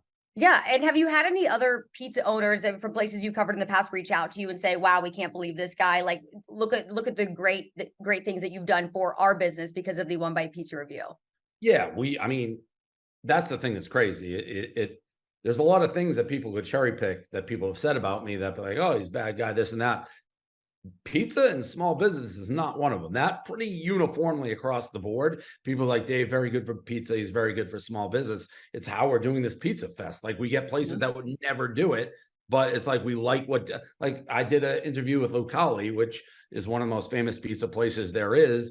And they're asking Mark, the owner, is like, why'd you agree? We don't see Lucali doing this type of thing. It's like Dave has done so much good for the pizza industry. This guy didn't care. This guy had no answers. He was just a clown.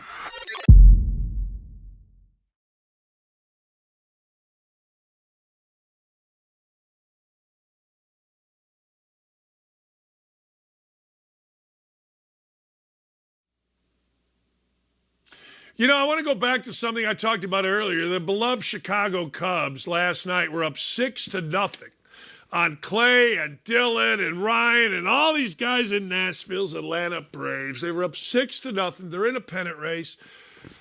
Well, not a pennant race. That's a lie. They're in a wild card chase. By the way, the Brewers clinched the the NL Central yesterday. They're up 6-0. They got their guy on the hill. Their guy is Justin Steele. I looked at Lee. She would confirm this if she wasn't working. Got the 6-1, and I'm like, Lee, this is kind of game the Cubs lose. I don't know why. We went and watched something else. We turned it back, and guess what? It was 6-5 in the eighth. 2 runners on, 2 outs. Little fly ball. Not even a bloop single. A fly ball to right center. Suzuki, the best player on the Cubs, the best player, waves off Bellinger, goes to make the catch like he's done 60 million times. The glove was here. The ball was here. And shockingly, 2 runs scored. Couldn't believe it. If you see the highlight, we can't show it. I wish we could. You will see he's under it. No problem. Missed the ball. Now, Suzuki's been great. I'm a huge fan. I think he's terrific. I do. He has led the Cubs in everything. Every time I turn on the channel, Yan Gomes is getting a base hit, and Suzuki's doing something good. There it is.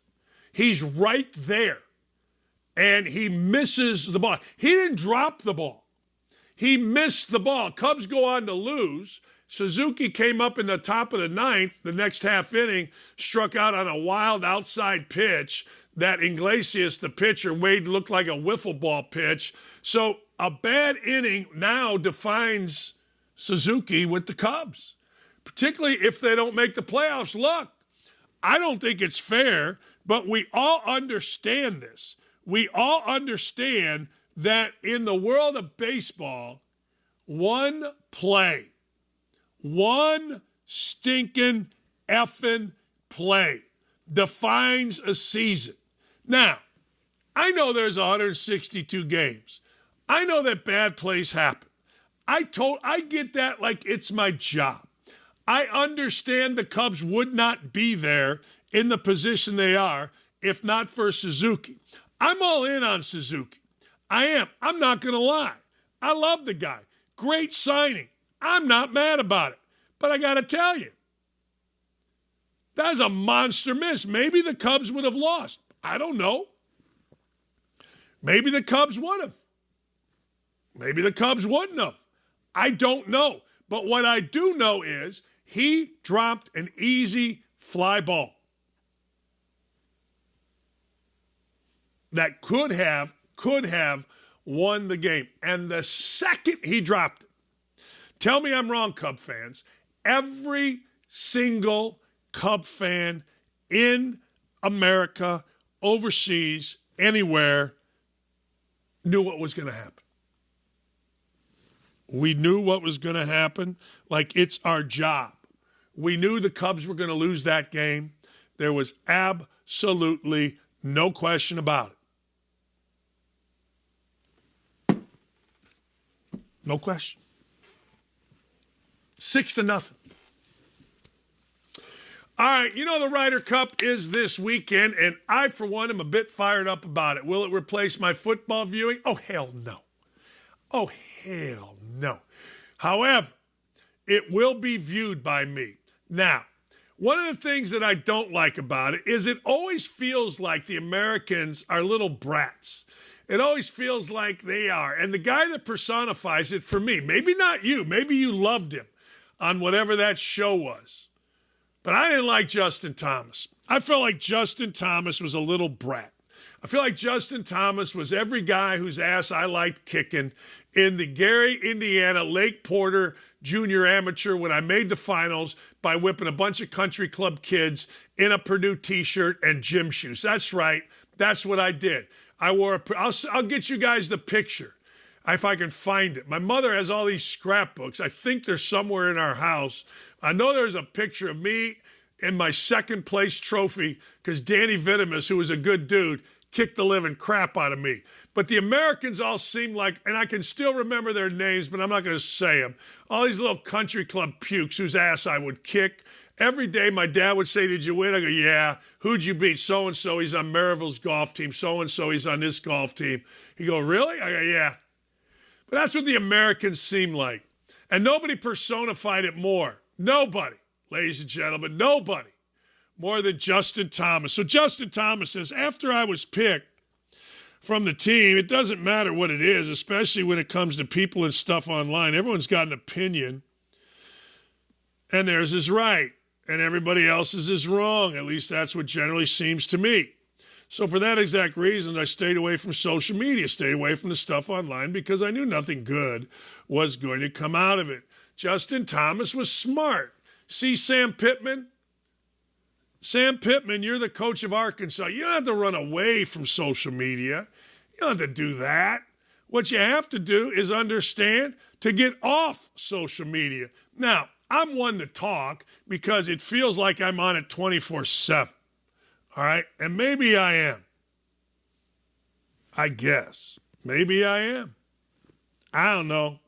But I got to tell you, the dude wasn't any good. The dude played awful all year. And Justin Thomas seems to me, he reminds me of this kid that writes for The Athletic, Zach Kiefer. Zach Kiefer I taught at Indiana when I taught Calvin Sampson's class. And I got to tell you, he was a little kiss ass. Now he's a writer. You kind of liked him, but you're like, yeah, he's a little Weasley kiss ass. That's what Thomas seems to me.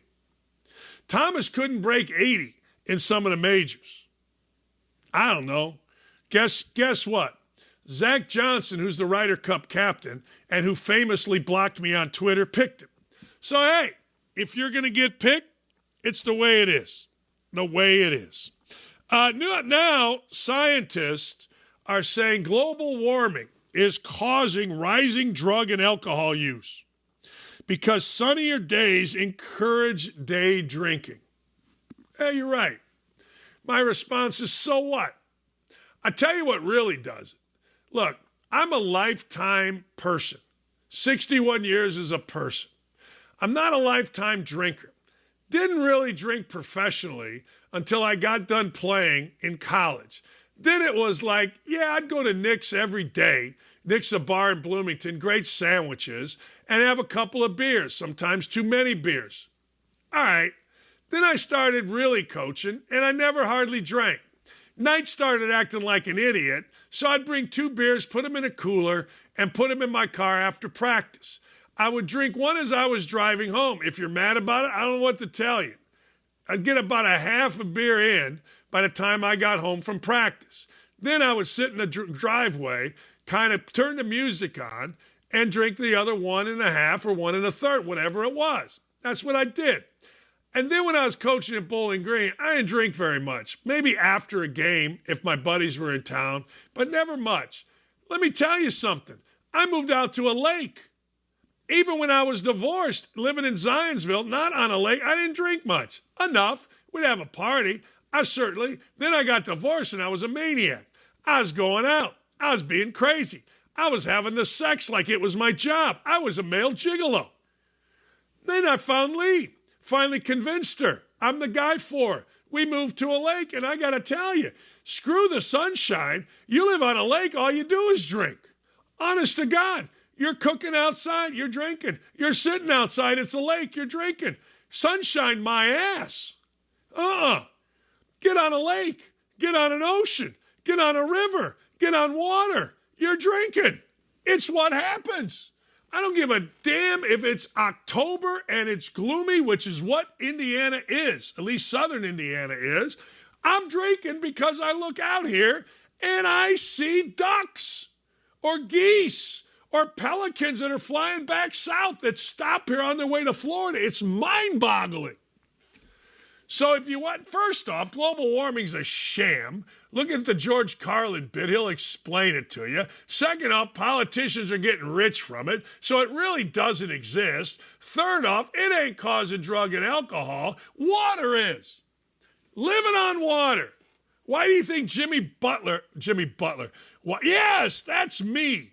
Why do you think Jimmy Buffett and, I don't know, what's that other guy's name? He's a good singer. Are always talking about drinking on water. Chesney, Kenny Chesney in his blue chair. I saw his blue chair in St. John's. Look, Kenny Chesney and water, Jimmy Buffett and water, this guy that looks like a Russian spy and water, these old dudes, there's nothing better. So stop it with the freaking daylight and understand what's really causing us drunks to be drunks. It's freaking water. Oceans, rivers, lakes. Look at that. Don't get me started. And everybody, every single human being that lives on water is currently doing this. Yes. Yes, yes, yes, Dakich. Yes, yes. Yes. All right. How about this? Listen to this.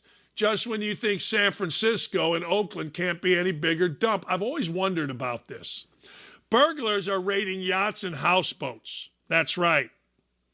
There's pirate boats out there. They'll steal anything of value and either sink the ships or dump the remnants miles away in the Oakland Harbor or along the shorelines. That's right. Each attack, thousands and tens of thousands of dollars. You know, I got a story. My brother had a boat, had a big engine, Lake Monroe. My brother was an attorney. I think he handled a messy divorce. Next thing you know, we get a call. You guys' boat was found burnt and floating in Lake Monroe. We're like, what?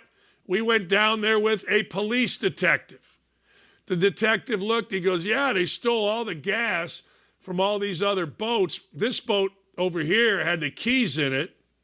Apparently, they towed our boat behind this other boat to the middle of the lake, set it on fire, took the boat that had the keys in it close to the shore, turned it off, jumped out, swam to shore, had a car, and they left.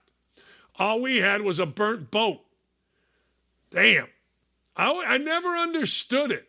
I didn't. I got a boat behind my house. It's tied up, but it's not locked. All these boats around here. Always wondered why people didn't steal more boats. And look, San Francisco is becoming uninhabitable, but we understand this. They've been stealing boats, using old abandoned dinghies, and they're doing exactly what I just told you. They're taking the other out, burning them up, stealing from them, and away we go. If you got a boat, be careful, people. Boats are dangerous. All right. As we move to the weekend, some of you are already asking me, Dan, what is your house bet? Let me tell you something. A house bet isn't analytics. It's analytics combined with knowledge, combined with experience, combined with psychology. I don't have one yet. I don't have one yet, but I will. All right, I want you to listen to this story. This is the dumbest coach ever, and it pisses me off. I've told you before, my brother's wife, my brother de facto, my nephew Pete, my nieces Allie and Tori are Jewish. My sister-in-law, my nephews and nieces, they raised them Jewish. There's an Ohio high school, Brooklyn High School, an idiot coach named Tim McFarland. Listen to this. He and his players repeatedly used the word Nazi as a play call in a game against Beechwood High School. It gets worse. Beechwood High School is 90% Jewish. The Brooklyn team, under this idiot McFarland, stopped using the term in the second half of the game after Beechwood said, hey, idiots, we're going to pull our team.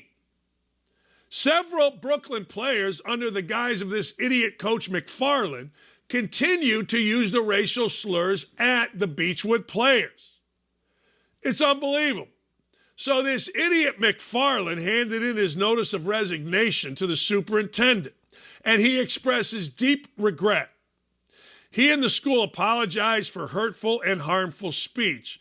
Now look, usually sticks and stones can break my bones, but words can never hurt me.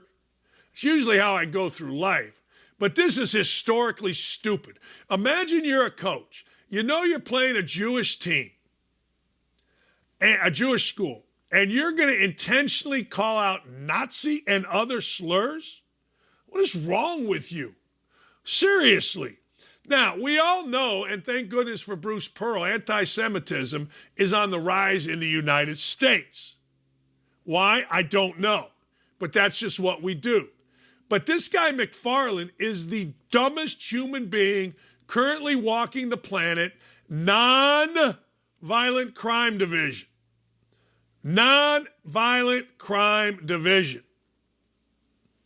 Just got a text just now from Pat McAfee congratulating me on getting Lou Holtz. Pat McAfee's great. Love the man. But god dang, holy hell. It's amazing to me that somebody would be that stupid. Actually, I shouldn't be amazed that somebody would be that stupid. We live in a world of stupid. But that is stupid, stupid, incredibly offensive, and away we go. Damn. Last thing before I get to woke-a-dope. My heart is broken. My heart is broken because of the Cubs. I don't know what to tell you. If they don't get to the playoffs, I have no idea what to tell you. I got a weird story for you. There's like 10 wide receivers, it feels like, named Mike Williams. There was a really good one named Mike Williams who played at USC. Well, there's a guy in the NFL, used to be, named Mike Williams. He's in Tampa. Listen to this story. Mike Williams died at age 36 on September 12th. Mike Williams was a fourth-round pick of the Bucs. He's one guy that played at Syracuse. I remember this Mike Williams. He played okay. But listen to this. He got hurt in a construction accident. Okay. Whatever happened.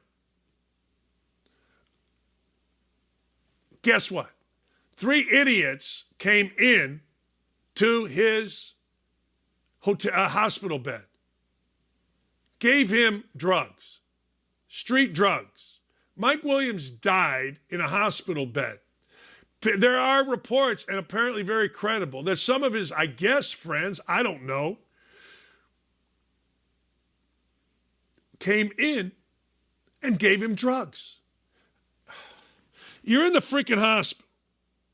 You almost died from a construction accident. Maybe you're addicted. I don't know. There's more to come to this story. But I got to tell you,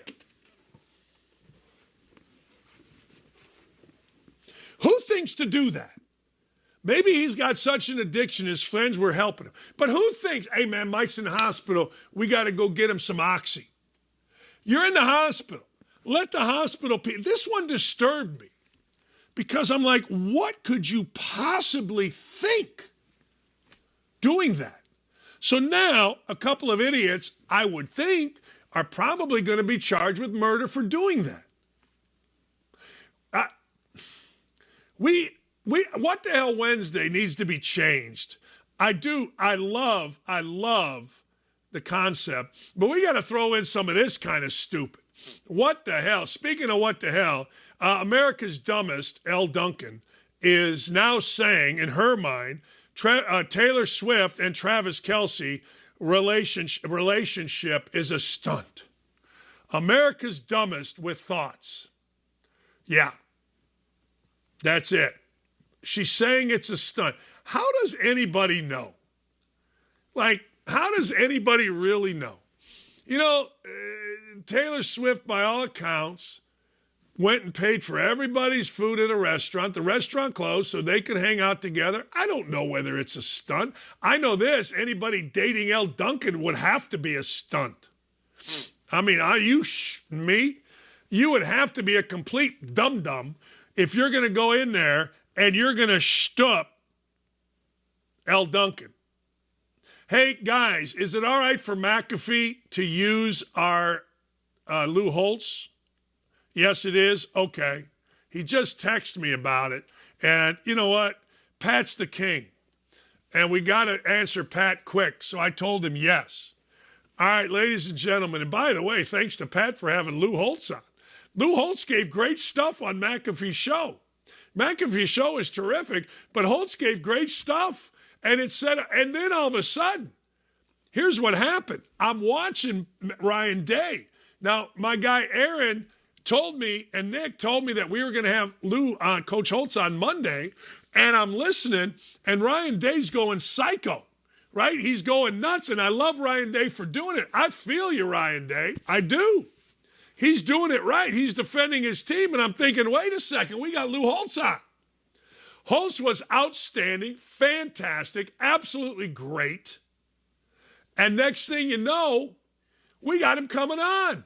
He's great on our show. Next thing you know, name an outlet, they're all quoting our show. And it pained these guys. I know some of these guys in the media. It pained them to spoke with Dan Dakich on his OutKick show. But I got 2 words for you. Suck it. It's what we do on this show every day. I like saying suck it. It makes me feel good.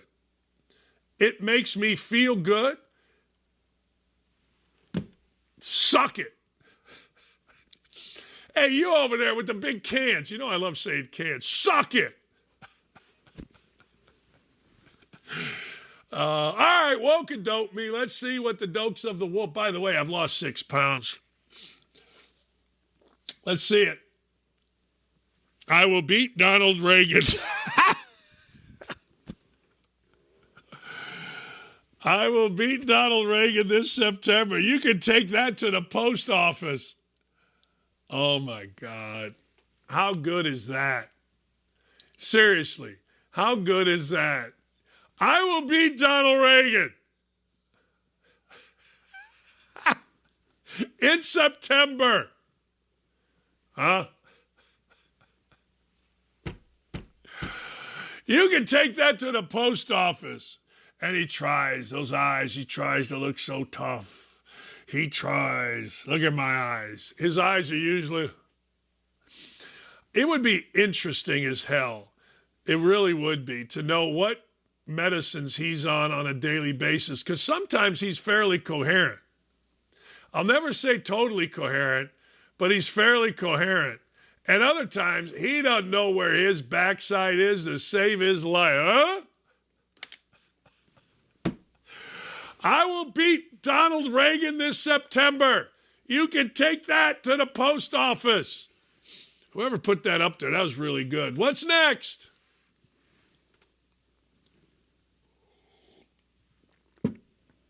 Oh, my God. Oh, my God. This idiot, this is AOC. Whatever the hell her name is. AOC believes that people looting are just trying to put bread on their table as they go into the Apple store and steal an Apple Watch.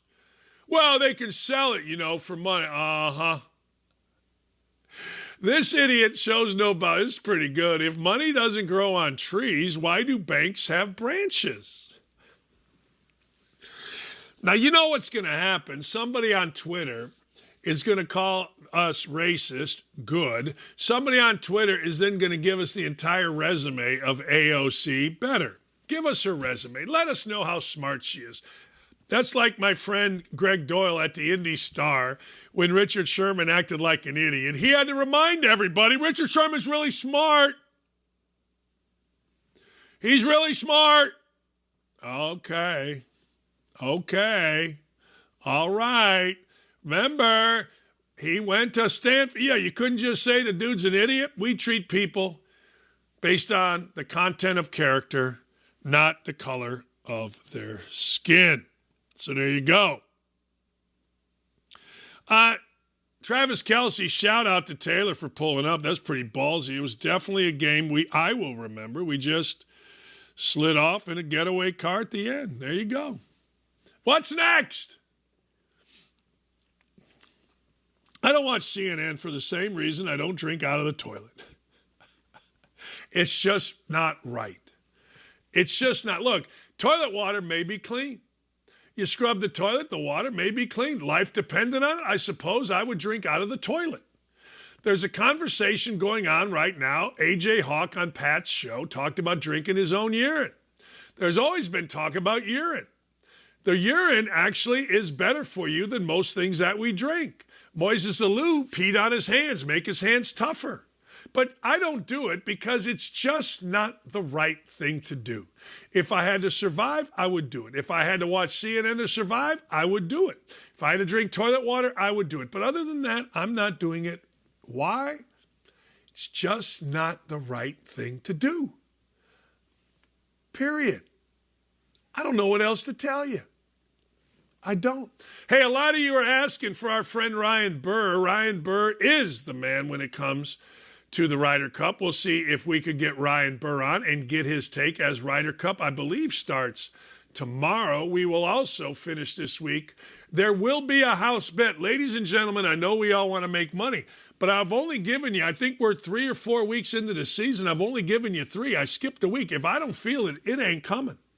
The house bet's the bet that we bet the most on, and any bet other than the house bet, if the house bet wins, doesn't really matter. That's how I have approached the house bet. Michigan State's been very good to us with the house bet. Very, very good to us. But I got to tell you, I'm not sure I'm going back to that well.